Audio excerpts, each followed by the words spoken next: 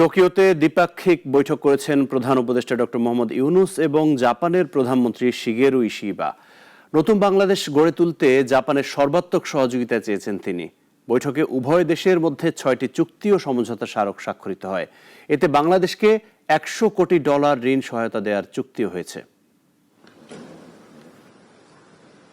Japan সফরের তৃতীয় দিনেও ব্যস্ত সময় পার করছেন প্রধান উপদেষ্টা ডক্টর মোহাম্মদ ইউনুস। এই দিন সকাল শুরু হয় জাপানের প্রধানমন্ত্রীর সাথে দ্বিপাক্ষিক বৈঠকের মাধ্যমে।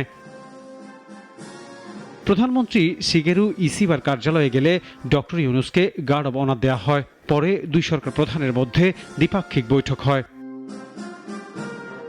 এই সময় 6টি চুক্তি ও সমঝোতা স্বাক্ষর করা হয়। এইসব চুক্তি ও সমঝোতার আওতায় $106 কোটি ঋণ সহায়তা পাবে বাংলাদেশ। এদিকে প্রধান উপদেষ্টাকে সম্মানসূচক ডক্টরেট ডিগ্রি দিয়েছে জাপানের সোকা বিশ্ববিদ্যালয়। তরুণদের 3-0 ক্লাব গড়ে তোলার আহ্বান জানিয়েছেন তিনি।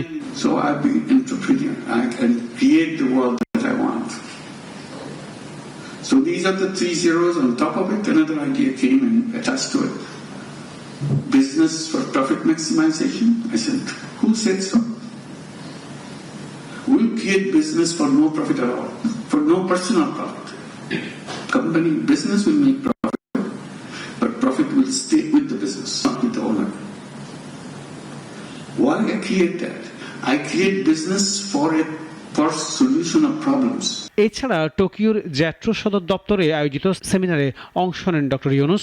বলেন, গত 16 বছরে সবকিছু ভেঙে পড়েছে, এখন টুকরো টুকরো করে গুছিয়ে তোলার চেষ্টা করছে সরকার।